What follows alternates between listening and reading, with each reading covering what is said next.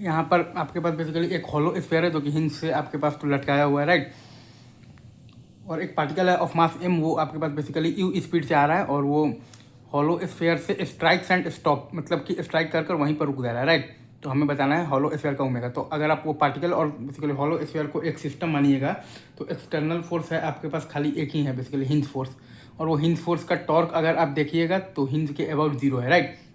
मतलब कि आप बेसिकली तो ये पार्टिकल और ये हॉलो स्फीयर के सिस्टम पर आप बेसिकली एंगुलर मोमेंटम कंजर्वेशन लगा सकते हैं अबाउट द हिंज।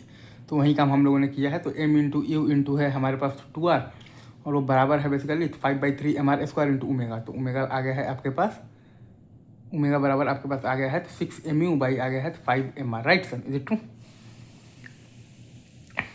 वैसे ही अगर मान लीजिए कि हॉलो स्फीयर है ऑफ मास m और रेडियस r और एक पार्टिकल है ऑफ मास m, वो u मतलब कि स्पीड से टकराकर और स्ट्राइक्स एंड आपके पास लिखा हुआ है कि स्टिक्स, तो वो तो टकराकर हॉलो मतलब हॉलो स्फीयर से ही वो पार्टिकल तो चिपक जाता है, राइट।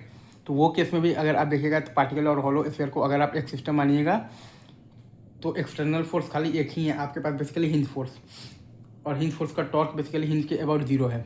मतलब कि आप वो पार्टिकल और हॉलो स्फीयर के सिस्टम पर एंगुलर मोमेंटम कंजर्वेशन लगा सकते हैं अबाउट द हिंज। तो वही काम हम लोगों ने किया है। mu इंटू है हमारे पास 2r बराबर है 5/3 mr² और प्लस है हमारे पास 4mr² इंटू ओमेगा। अगर मैं फिर से बोल रहा हूँ तो mu इंटू 2r बराबर है 5/3 mr² plus 4mr² into omega. तो यहाँ से आप ओमेगा निकाल लीजिए, राइट।